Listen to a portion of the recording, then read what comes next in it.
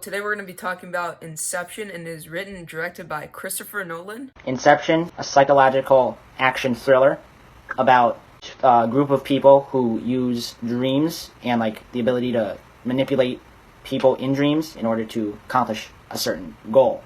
And the main character is played by Leonardo DiCaprio. And so he assembles a group of people, each with different talents, kind of like an Ocean's 11 type thing. So they eventually get in his head, and they do dreams within dreams within dreams within dreams. And there's a bunch of cool sequences, really good special effects, really good score, and a really good actors in this movie, and they all did really well. I don't think there was any real bad acting in this movie. And so obviously there's the lead character, Cobb, played by Leonardo DiCaprio. His acting is very good, and especially some high stress, when you find out more about his past and his relationship with his wife in the movie, who haunts his conscious and subconscious, whose name is Maul, who is played by Marion Cotillard, who's also a really good actor, and she's really good in this movie. But her character and Leonardo DiCaprio's character don't get along very well in this movie, but I mean, it's not like that's common for Leonardo DiCaprio movies.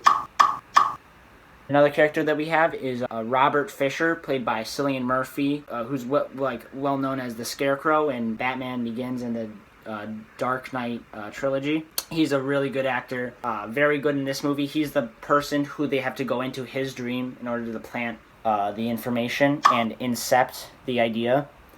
And he's very good acting in this movie. I enjoyed him as an actor. And then the grad student, she's the one that they recruit and teach her, and that's basically how they explain the whole process. And her acting, it was pretty good. She didn't have a lot to act about. She was kind of a flat character. She didn't really learn that much. All she really did was get mad at Leonardo DiCaprio's character for not telling her things. But I liked her performance. Okay, so then moving on, we have Saito, who's the main businessman that hires Leonardo DiCaprio's character. And he's really well acted. He's just kind of that classic, corporate greed. And then we got Arthur, who's Leonardo DiCaprio's sidekick. And it's almost like Christopher Nolan did that trick, right? Where they tell you in film school, hide exposition in your character's dialogue. But that's all of the character Arthur. You need a small object, potentially heavy, something you can have on you all the time that no one else knows. Like a coin? In a dream, you can cheat architecture into impossible shapes. That lets you create closed loop. The subject's mind can always trace the genesis of the idea. True inspiration's impossible to fake. And then we also have Eames, who is another member of Leonardo DiCaprio's team, and he's played by Tom Hardy. And he is just kind of this slick-talking English guy. He has a heavy English accent. He's pretty funny in the moments he's in. He doesn't have a huge role in this movie. I kind of wish he had a bigger role. Okay, and then we have Miles, who is kind of the father figure for Leonardo DiCaprio's character, and he's played by Michael Caine. I think that says it all, because Michael Caine always plays the father figure. Shout out Dark Knight Rises, Batman Begins. Okay, so another thing that's really good about this movie is the quality of the special effects. Because there are a lot of special effects in the movie because it's a big action movie and whatever, but they don't look cheesy or there's not a ton of CGI in it or anything. For one scene, for example, the Arthur is fighting someone in a zero-gravity situation, and the gravity keeps shifting, and I don't want to spoil about how it got to that way, but basically they're in a hallway fighting, and they need to keep going around the hallway, because gravity's changing, right? And they filmed that not by just editing different scenes of them in different settings together. They built a hallway in basically a giant rock tumbler and had them film it while they spun it like this.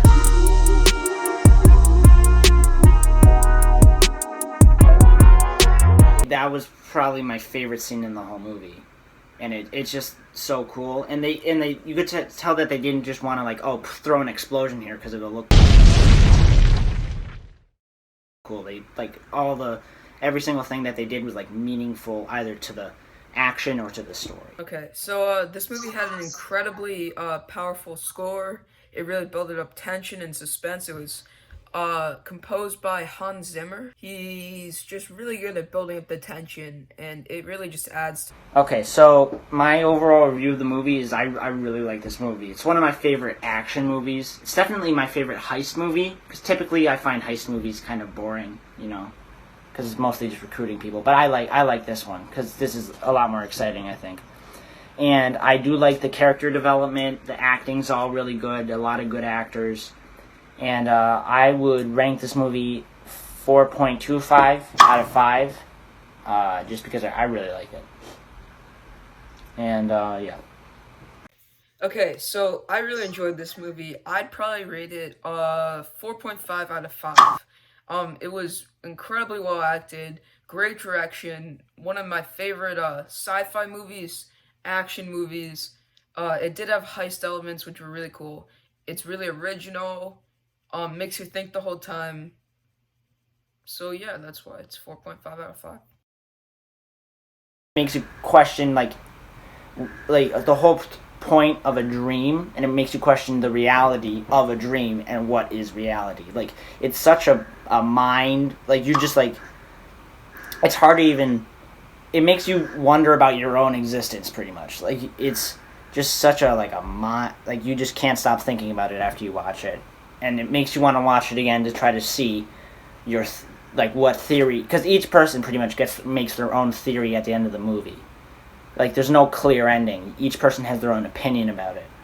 And so it just makes you want to keep watch it again to try to confirm what your theory is or not. So, An incredibly smart movie.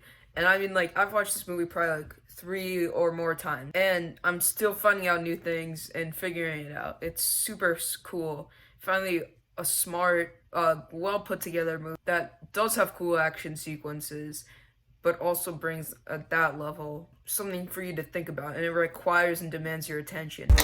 okay, so if you liked our movie review and maybe want to see Inception review with a spoiler or other reviews of movies that you have suggestions, then you should like, subscribe, and then comment your suggestions down below.